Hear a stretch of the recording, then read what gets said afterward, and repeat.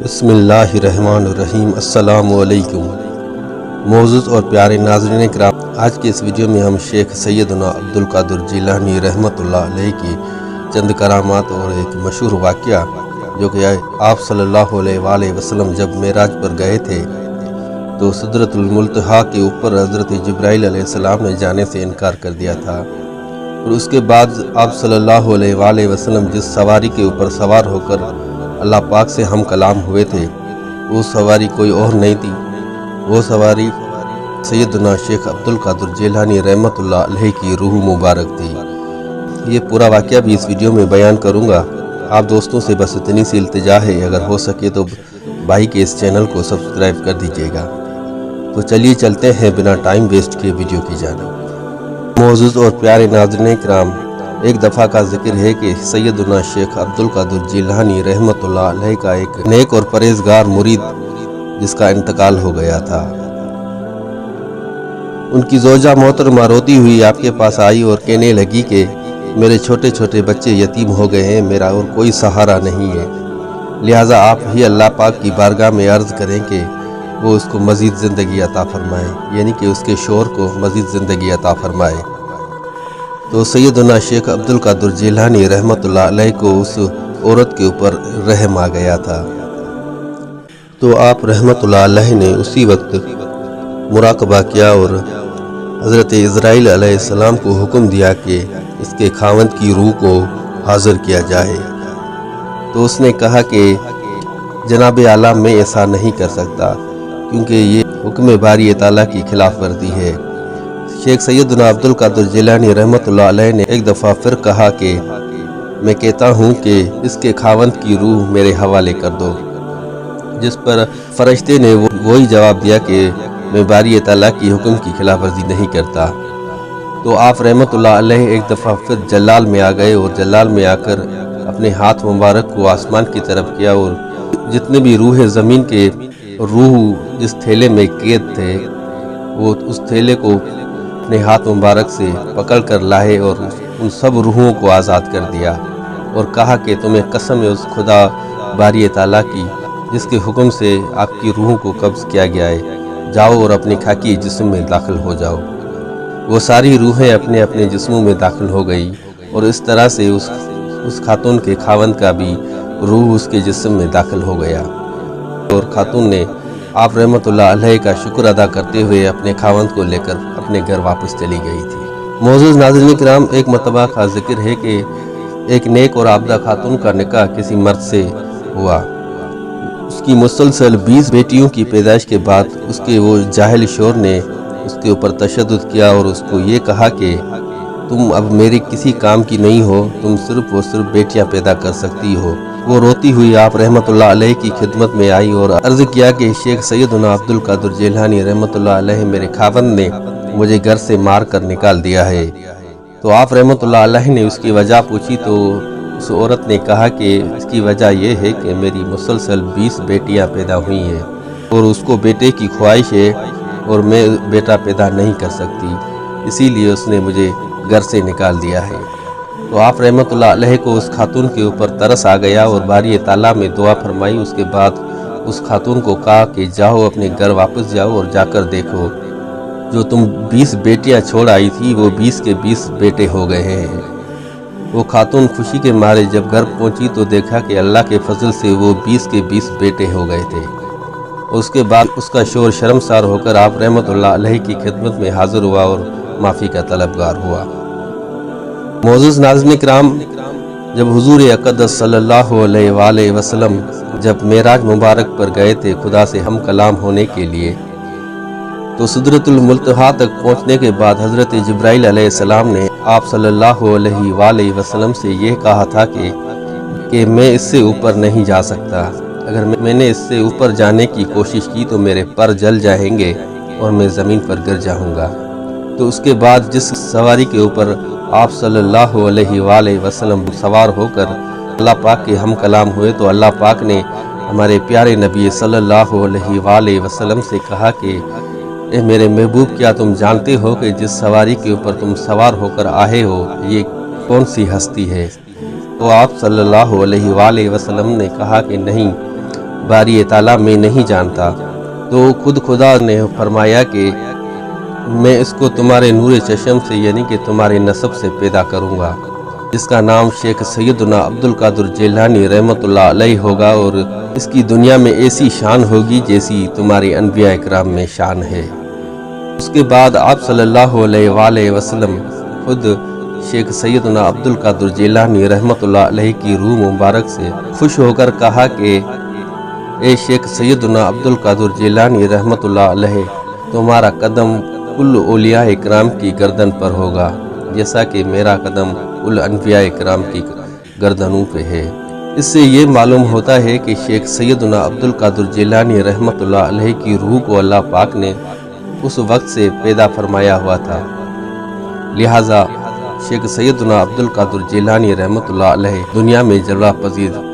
बाद में हुए।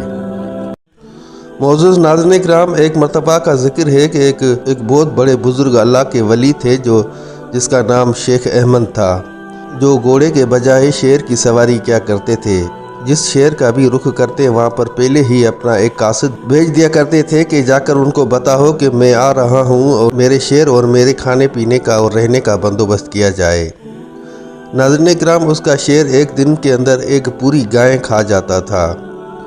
और कासिद जाकर पहले से ही उनको पैगाम दे देता और लोग उसके हुक्म की तामील किया करते थे। ये सिलसिला काफ़ी अरसे तक चलता रहा। एक दिन उसने शेर बगदाद जाने का इरादा फरमाया, तो हस्बे मामूल अपने कासिद को आके जाकर वो उसको बता है कि मैं आ रहा हूँ, मेरे और मेरे शेर के खाने पीने और रहने का बंदोबस्त किया जाए।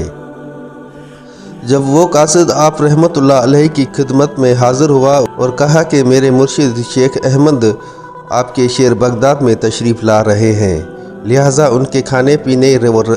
रहने का बंदोबस्त किया जाए और साथ ही साथ उसके शेर जो कि एक दिन में एक पूरी गाय खाता है उसका भी बंदोबस्त किया जाए। तो शेख अब्दुल कादिर जिलानी रहमतुल्लाह अलैह ने ये बात सुनकर मुस्कुराए और कहा कि क्यों नहीं, खुदा के जहान के बंदों की खिदमत करना हमारे ऊपर फ़र्ज़ है, लिहाजा आप तशरीफ़ ले आइए। और दूसरे दिन जब वो शेख अहमद वली शेर बगदाद पहुंचा तो शेख अब्दुल कादिर जिलानी रहमतुल्लाह अलैह ने उसके पास एक मोटी और सेहतमंद गाय भेज दी। वो गाय जब शेर के सामने छोड़ दी गई तो जब शेर ने गाय को देखा तो उसके ऊपर झपटने के लिए दौड़ पड़ा और जैसे ही उसने गाय को खाने के लिए दौड़ लगाई तो उसके पीछे से एक दुबला पतला सा कुत्ता नमूदार हुआ और उसने जाकर शेर को गले से पकड़ा और ज़मीन पर पटक पटक कर मार दिया।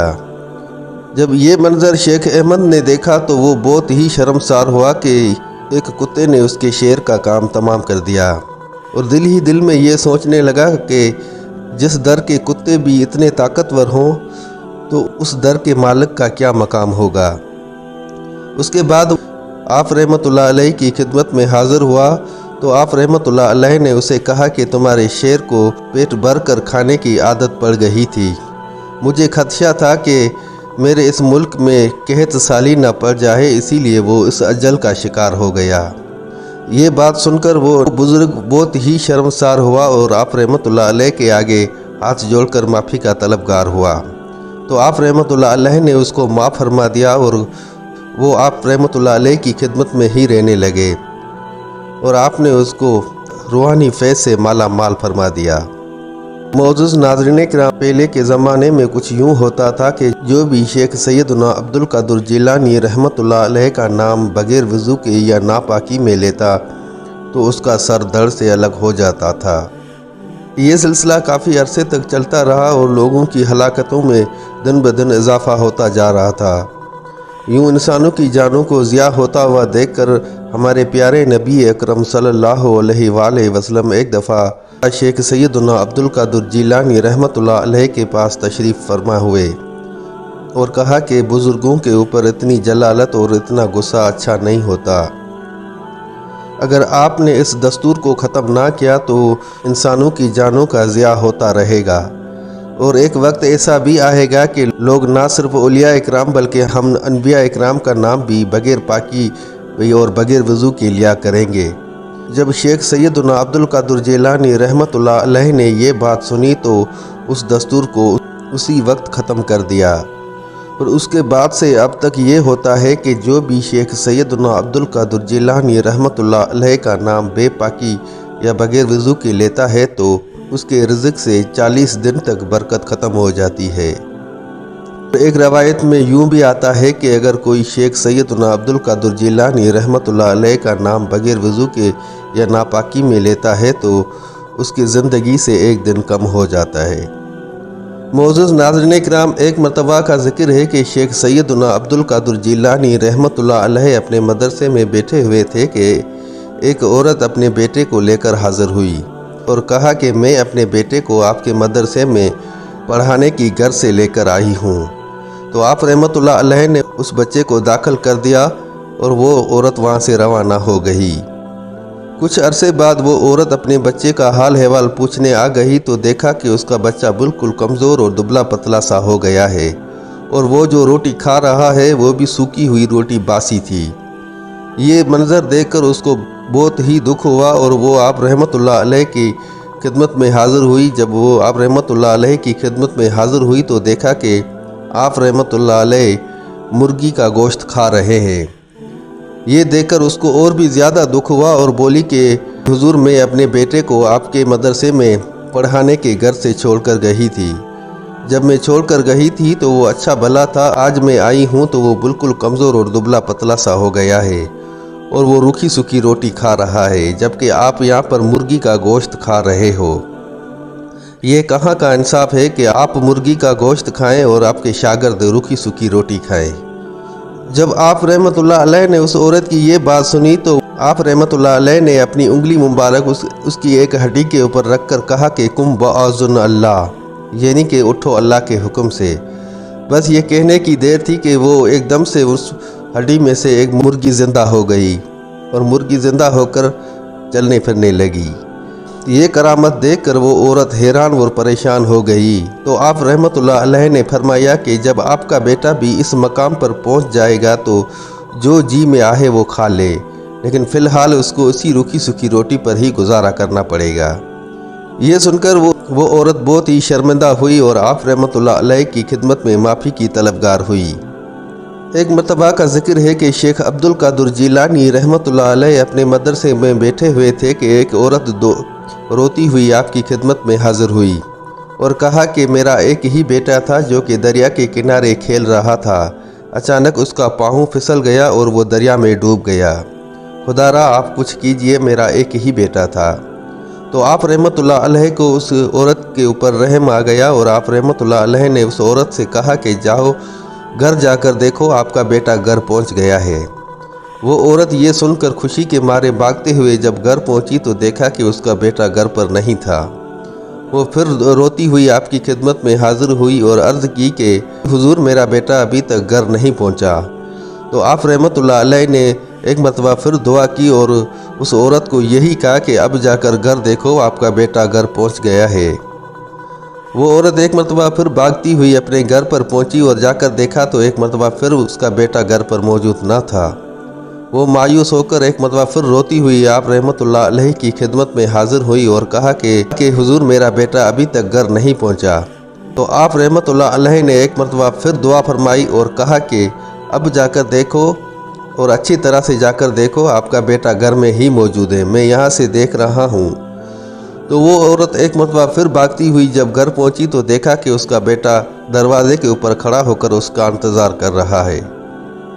وہ عورت بہت ہی زیادہ خوش ہوئی اور اس بچے کو لے کر آپ رحمۃ اللہ علیہ کی خدمت میں آئی اور آپ کی شکر گزار ہوئی۔